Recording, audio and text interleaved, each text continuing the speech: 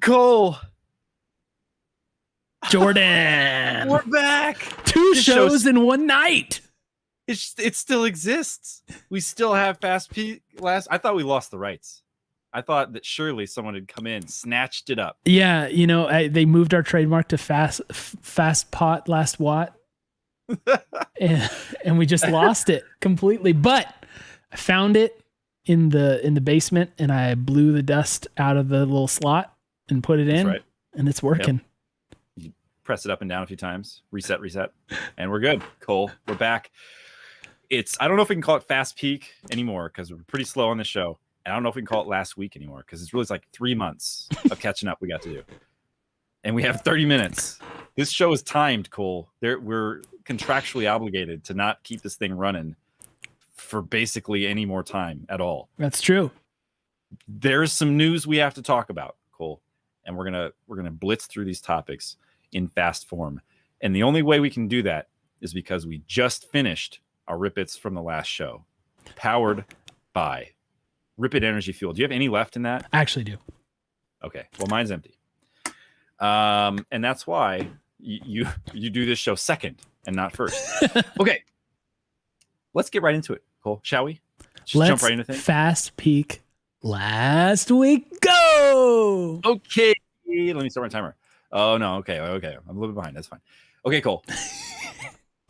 I don't know if you heard the news, but we're going to Berlin.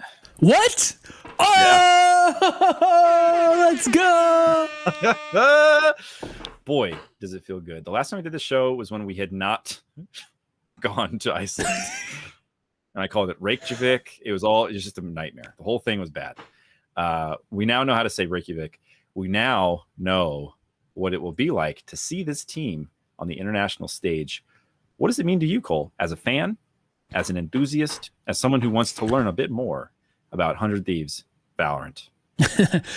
Which I certainly do, by the way, good sir. Yeah. So this past week, it's hard to overstate how much it meant for 100 Thieves as an org, right? Because we just finished up the LCS show where we talked about qualifying for Worlds in the face of a lot of doubt, and now here we are, basically doing kind of the same thing here with a trip to Berlin.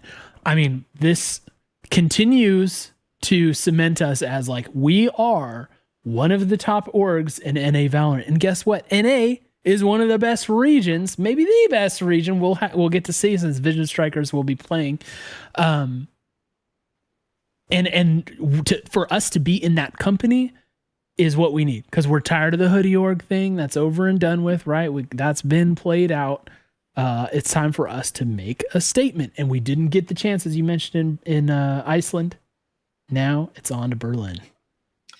Yeah, and for me, I feel like the way that we lost our ticket to Iceland, it was in just the closest of games, the slimmest of margins against Sentinels that really kind of knocked us out. And it wasn't just them, but it was close. And then they won the whole dang thing.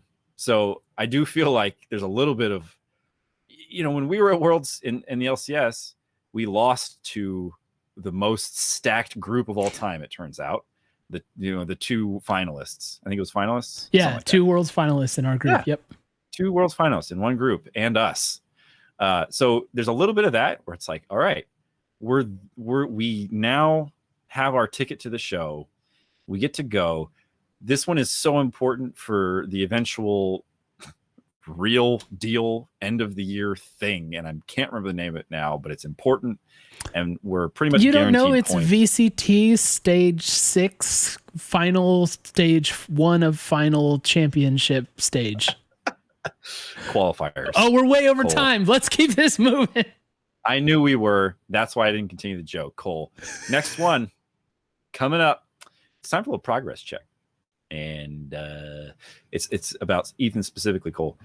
Look, I think he came in, if my timeline is right, came in pretty quickly before the whole Iceland thing happened. And we just spent a lot of time thinking like, man, it's a rush job. I haven't had a ton of time with this guy, not whether it's before Iceland or not. He was kind of an unknown quantity. It was all about potential and promise. We've seen a lot more of Ethan. And it feels like there are things that are absolutely there on track, and it feels like there's still just some question marks. So take us through in your mind, how are you feeling, one, but what would you say is happening as you'd hope to see? What would you still say you need to see more of? So the context for Ethan, remember, is that highly talented CSGO convert that we're bringing over, who's young, somebody who, if he can make the leap to this game, could be like, crazy permanent talent. I don't think we've hit that level with him, right? I don't think he's lived up to the promise of what he could be, but it hasn't really been that freaking long. I'm still like Valorant's a new esport, so it's hard to contextualize these things, of course, because everybody is pretty new to the game, but I just feel like Ethan still has a lot of room to grow. And what we did find out, especially in this last tournament, is that his Sky is nasty. His Sky is like a game changer.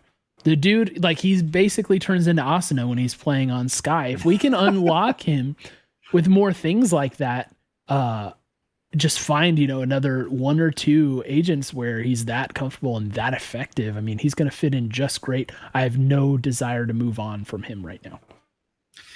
Oh yeah. No, I think it does still feel like we are continuing to see improvements from Ethan, important ones.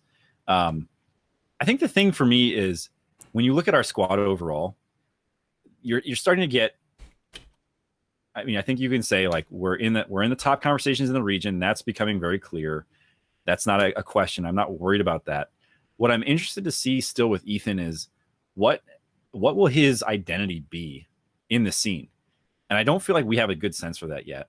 Like you look at Asuna, and he's the young prodigy. Like I feel like that's starting to become his thing. Like he's the guy who's going to go off on these insane just sprees where it's like he has completely turned the game upside down. So I have confidence that we'll continue to see him develop towards that. I don't feel like we're there yet, but I'm not at all coming close to saying that we need to reconsider that. Yeah. All right, boy, that one quick. Okay. There's some things I want to talk to you about composition, and specifically we saw KO come out. I want to talk about the difference leading up to Iceland compared to how it's leading up to Berlin, specific to some of the looks we saw the team bring, and how you're feeling about that so far as like an indicator for our preparation, comfort in the meta. Like, what are you thinking as you see some of these picks coming out? Sure. Well, I think, first of all, talking about before Iceland, it was, a case of we didn't play Astra like in our comps. Like we weren't prepared to really execute with Astra when all the other teams seemed to have that as a part of their strategy. And oddly, it felt like we were out of step with things, it was like, wasn't meta. And I think like this pre-Berlin run that we had is kind of like the opposite of that, where like you mentioned, we bring out KO. KO had very low presence in the tournament. We had Ethan on Sky, which was a game changer, especially the way he was using it. We had a Breach played by Hiko, which looked actually a lot better than you might think. And I think it was like somebody mentioned that there was the Breach pick maybe was just like kind of a spur of the moment decision. I love to see that, right? I love to see us prepared to do new things as opposed to lagging behind as we did before Iceland. To me, this is like a great sign for the team. And I think we saw a few promising things along the way. And again, as we've always talked about, when you show those things, teams have to prepare for it. Yeah. And I agree with you. I think the flexibility is what I'm really excited about here. I think this team is super smart. And what I mean by that is I think they make the most of it's almost like, they talk a lot about it's seeding from here, right? Or like it's all just prize pool from this point on. And I think that we have historically taken advantage of those opportunities to just try stuff. Yeah. And I know the first run around with Sentinels we had, somebody mentioned, I think it was Hiko. Like we tried some new stuff, didn't work. We'll see him again. We'll talk more about the Sentinels matchups. But I do see us doing that, taking advantage of our competitive opportunities to try new looks when we've secured the most important things. So I'm glad to see that continuing to happen. We're seeing it even more now, which I think is positive, especially because competition is going to be that much more intense in Berlin. Cole, last fast peek, and then we'll do some slow peeks. We've had 2 matches against Sentinels in this tournament. Yeah. And they are a good team. I don't know if you knew this about them. Are we? And so I don't want to know, like, are we as good as Sentinels on our best day? Could we beat them? Are we seeing progress there? Like, are you feeling like we are making meaningful progress when it comes to playing against certainly the best team in our region, arguably the best team in the world? How are you feeling about our matches against them? Yeah, so I think the big thing is, like, I'm just happy to play them twice. You know, you want to get reps against those teams. Part of the thing about about Iceland that sucked was that we didn't get to go and play all of those teams from other regions that play entirely differently, right. And they're at the top of their region. We didn't get that experience. We didn't get to, like, boot camp there or anything, right? So playing against Sentinels, the best team in the world until proven otherwise, I mean, 2 rounds when it matters, that's pretty awesome. That's a great experience for us. 2 matches, not 2 rounds. Yeah. 2 matches.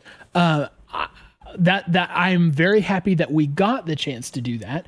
And it does feel like, I mean, they've hard gapped us. We're actually going to talk about Sentinels a lot tonight. They've gapped us over the last matches, but we did see signs of progress between the first Sentinels match and the second Sentinels match. And the second Sentinels match was a lot longer, so it kind of maybe fell apart, you know. But I think, like, that experience is only doing good things for us. So I'm happy to have it, even if it means we're losing. Yeah, I'm not really worried about the losses to Sentinels. I mean, to start with, I think they are a better team than us, and that's fine. Hot take. When your opponent has just won the first international tournament in pretty convincing fashion, and a lot of the things them are true about them. Yeah, okay, this is a really, really good team. That's the bar. Yeah. So a combination of the things I talked about, which is, like, you get free stage time against Sentinels. You make the most of that time. And of course you try to play for the win. Like, I don't think I'm not sandbagging and saying, like, oh, don't worry about the loss. Like, we'll see who really wins when we get to Berlin. I think they're better than us, but I think there's a lot we can learn from them. And so it's valuable. And I was also encouraged. I do think we're progressing. And that's kind of what you want to see when you're playing against top talent. Boom. Those are the fast peaks, Cole. And boy, are they fast. I'm reminded every time we do this just how quick they are. Yep. And so now it's time, Cole, for our next segment of the show, which is a little bit more laid back. I'm going to catch my breath for a second and reset my timer to a much more generous 10 minutes. We're going to talk about this. A couple things. Sentinels. Sentinels is the title of our next segment. And it's a few things specifically. Our relationship with them. It's a good relationship. It's strong. We are loving with one another. And the broader hopes of North America in the international scene. And I'll start you off with a statistic here, Cole. It's a happy one. A happy one. 0-7. Yeah, it's not happy. Yeah. I'm kidding. We're 0-7 in our last 7 matches against Sentinels. They've got our number. They are, as I said, very good. We have 2 wins against them all time. And so the question is this: does this even count as a rivalry? It's one of our favorite questions to ask. Yeah. Because people love to focus on rivalries so much in esports. And, you know, it's kind of hard when you don't have like 80 years of history and like bitter rivalries between the cities already, or like the place, the location. So is this a rivalry? Can you count this as a rivalry? How are you feeling about this one overall? So, you know, the thing about rivalries that we've always mentioned that you're alluding to is like both teams have to win for it to really be a thing. Otherwise, it's just like little brother and big brother situation, you know? And so in that sense, it's not usually that interesting. I mean, we did have a couple really close maps. We won a map. I think we lost the first map 13-11. So it was like almost got the first map. We almost went up 2-0 basically, which is promising. But until we start beating them, I don't think it's really a rivalry. You know what I mean? But at the same time, it does feel like our two teams have separated themselves from the pack in terms of where people, or I guess how people respect us, right? Yep. Envy is kind of there too, but not really in the same category. It feels like, everybody's like, Sentinels is the best, and 100 Thieves, they are the next best. And then after that, it's like, who cares? Right. You know what I mean? Right. And so while we're not going to, contextualizing this for like balance, hey, we need to beat them 7 times for it to be an even rivalry, like in a row without drama. Yeah. So that's not going to happen anytime soon, even if we start winning. But at the same time, it feels like there is this kind of thing where we're together, and I think there's a respectful relationship there. I mean, one of the things that I really liked that I saw was before the match, Sentinels tweeted out, "This is the battle of NA's best. We built this region." You know what I mean? Which is cool, because it's not like this is the showcase of the best versus the rest. You know what I mean? It's like that's an inclusive way to say that, and then saying we built this region, which feels true. I mean, like we did win first strike, and 100 Thieves definitely has like the brand value, the name value in Valorant that we were hoping that we would have. So I actually really, really appreciate that. And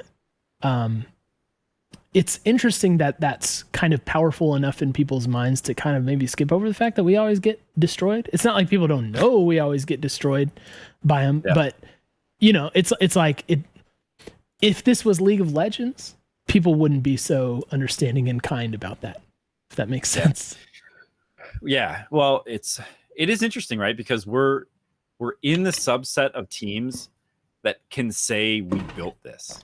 Yeah. We are not in that subset in League of Legends. And we are constantly trying to fight our way into the in crowd in League of Legends as a result, I feel like. And I genuinely believe and feel like when it comes to Valorant, we are in the conversation of teams who belong at the top. Yeah. And I think you hit it perfectly when you talked about the brand, the name recognition, the players, the cred in the scene. Like, and it's kind of goofy because we weren't even at Iceland, but it does feel like everybody expects us to do well when we show up to these events. And I think right now what we have is we've kind of returned to the form, it feels like, a little bit, where we're always a dangerous team. And I think it was just a combination of factors, a little bit out of our control. But also we had the roster switch that, yeah, exactly. Like, the dude is insane. Yeah. So yeah, I'm with you. Like, it feels like it's good to hear. And it's nice that they're taking an approach of like, you belong in this conversation with us. Because they don't have to do that. But I think it speaks a lot to the way, like they could very easily they've won the last 3 majors, right? Yeah. And it's like, they could instead go the low route and say like, oh, Hoodie Org, about to put you back in your place. Yeah. Right. It's just an entirely different approach. And I think that it's smart what they're doing, which is basically to say our region is strong. And so that's the thing. Because if we go and we roll over a Hoodie Org, like, okay, well, so what? Everybody should beat them. All they do is sell hoodies. But instead what they're doing is saying our region is good and we are the best. And I don't think that's arguable right now. To their credit, they are the best in the region. And they have, I think, across the board, just outstanding players. Like, they had multiple different people popping off. They are so good. Yeah, they are unbelievable. Yeah. So I think it contextualizes a little bit how the games have gone with us, where I don't feel bad about the fact that there are maps where we just don't compete with them really. The ways that they win maps and they, kind of dismantle teams, they are a bit in a different tier. And I think that's fine right now. I don't feel bad about that when I consider kind of where we fit into the broader picture here. Yeah. And I'm glad you brought up like the whole taking us with them and like saying our region is strong, because I think ultimately that's what this is all about. is the fact that like if we have a chance. I mean, so Iceland kind of set the standard of Sentinels is the best, NA is the best. You know, now again, we didn't have Vision Strikers there, so we'll have to see what happens in this next international tournament. But it certainly feels like there's respect for NA, and we are among the reasons why. You know, and despite not going to Iceland, so this is cool, and I hope that the showing from all the NA teams, even Envy, which I don't particularly care for them at all, and I think there's no secret there, but I hope we all crush and just like settle this for good, you know, at least for now, that NA is the region that you need to worry about. And being a part of that would be super special. You know what I mean? Because then it's like, you know, it's like think of being an LCS fan and thinking about like Fnatic and G2. You know, being like, those are teams that it's like the big brothers, that's the region that we can't really beat, you know, that sort of thing. And being that to other people could be really special. So, I think we're on a good track with it, and I hope it continues. Let me ask you this. Thinking ahead to Berlin, knowing that Sentinels is there, knowing that Sentinels is who they are, we know who they are. Like, what is your expectation? And specifically when it comes to what would you leave Berlin feeling accomplished with, right? Like what would it take for 100 Thieves to feel good? That, but also you as a fan, like, help me contextualize, because I think I guess I don't feel like we need to leave with the trophy to feel like we've accomplished what we set out to. Yeah, I don't either. When we get there. So what is that in your mind? I don't know where I stand, because like a lot of it is I just don't know what the formats look like and how they shake out. What I definitely don't think we need to win it all, right? Mm-hmm. I think even if we just go like 500, I feel okay. What the only like bad outcome for me is like if we get kind of rolled. To me, that's like this is all about like status and respect. You know what I mean? And I feel like you can get that way, that, you know, get there if you win like half your matches, right? Right. Because then it's like you belong here. But if we go and we get embarrassed, like if we don't win a match, that's not going to be a good look for us. And then it turns into, well, they've got Sentinels and no one else. You know what I mean? So to me, that's really all I need. And I have low standards for this. I mean, some people want us to, you know, perform at the highest level and be right up there with Sentinels. That would be peachy. I'd love it. And I'm honestly, I like clearly you and I don't watch all the other regions of Valorant. So it's hard to know like what to expect. I just want to have like a good first international outing. That's all I want. I don't need victories.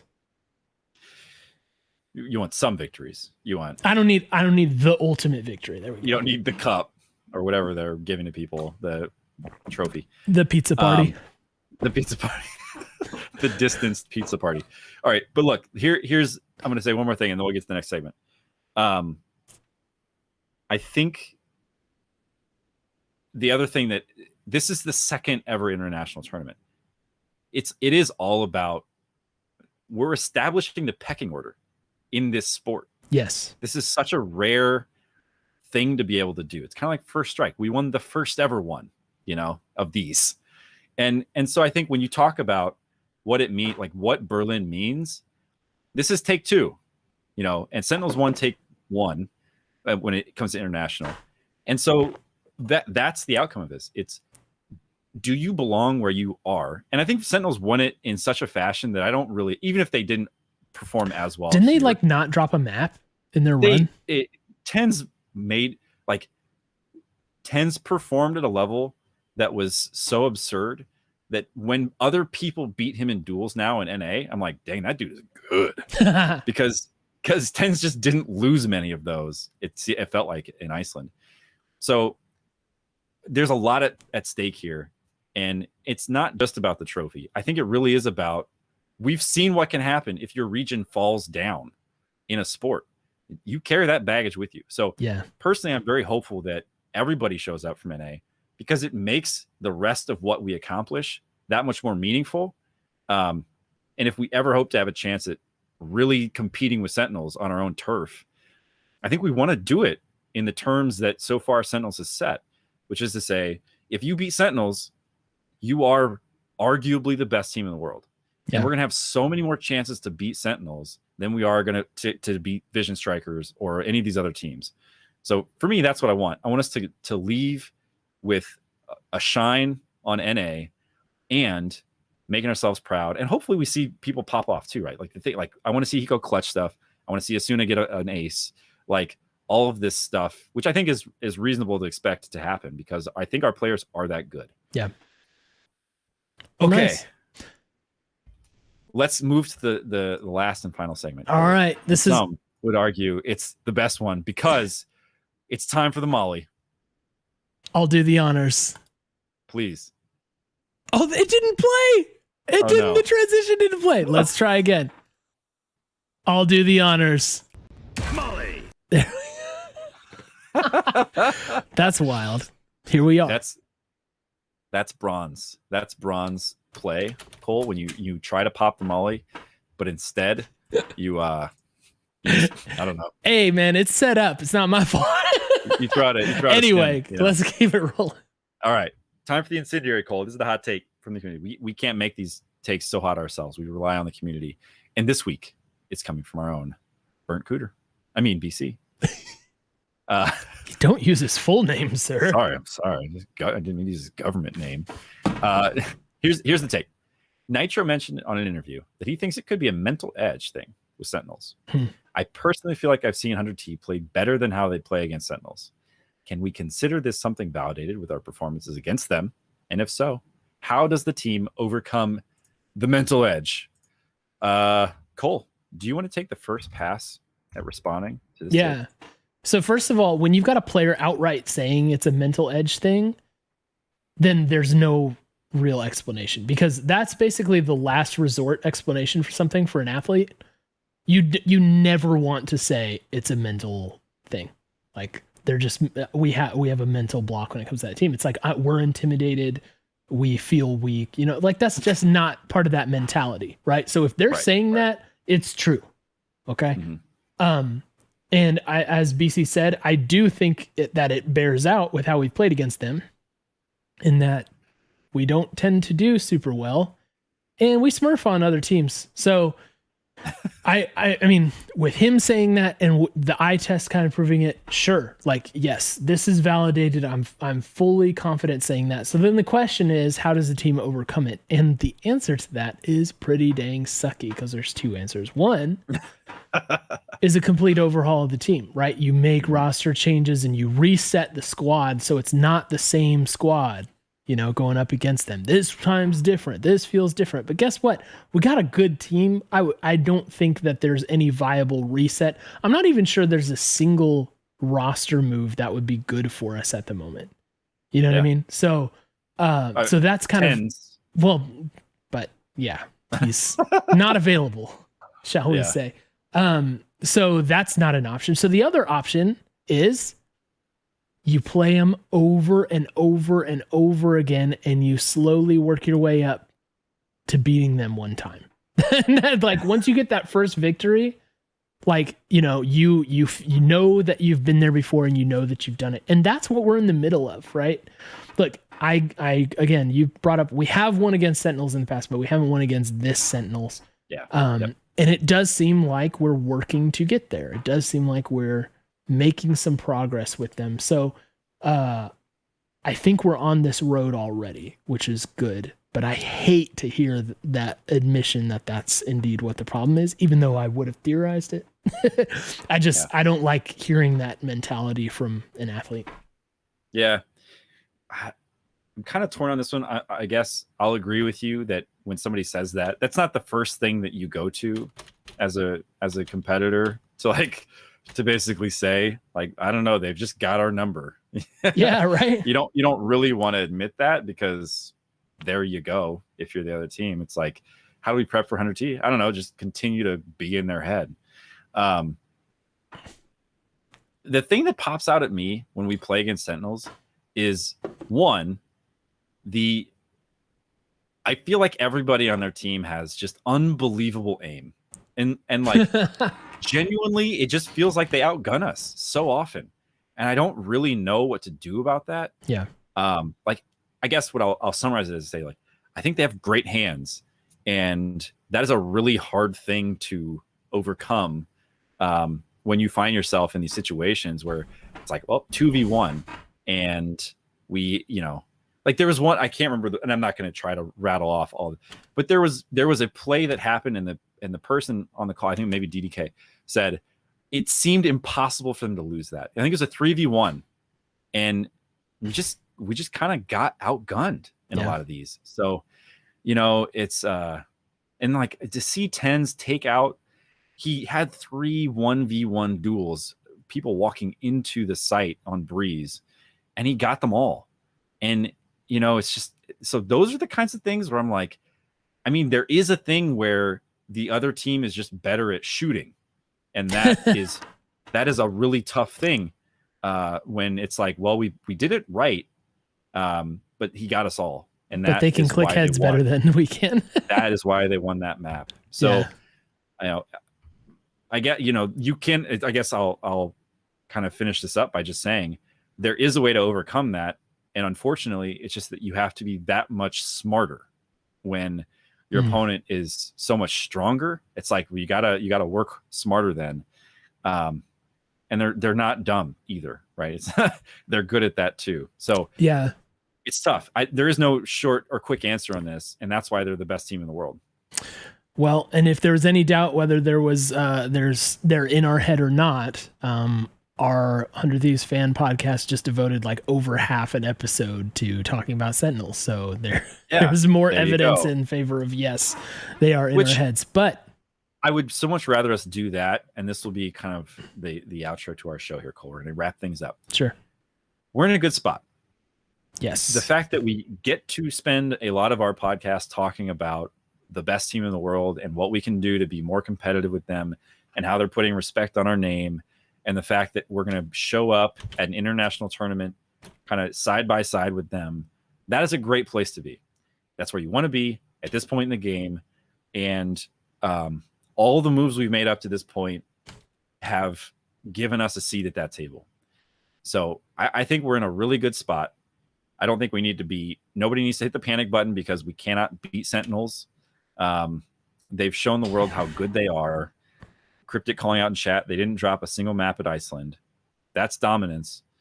We took more maps off them in this tournament than anybody else did in the entirety of Iceland. So that's good. Nice stat. Nice. I love that. Cool. There you go. That's a quick stat for you.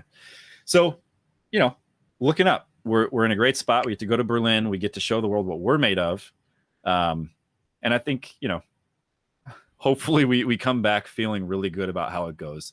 We'll do another show at some point to either talk about how Berlin went. At some point this decade. Or maybe how the first couple of rounds have gone. We'll see how ambitious we get and what's happening with LCS as well. But that's the show, Cole. It's called Fast Peak last week for a reason. It's a fast show. We're probably over time at this point. But thanks for listening. Thanks for hanging out. Thanks for rooting for the team. It's a fun team. Continues to be a good time. Love me some Valorant. Berlin, baby. Berlin or bust. We're going to run it up, and we're going to win some games. And all the things that we know our team can do, they're going to happen. Clutch, ace, big brain, lurk, all of it. It's going to be great. Come back and celebrate with us after we do a really good job. I'm not going to say win it because Sentinels is there, but it's going to be awesome. All right, Cole, we love you.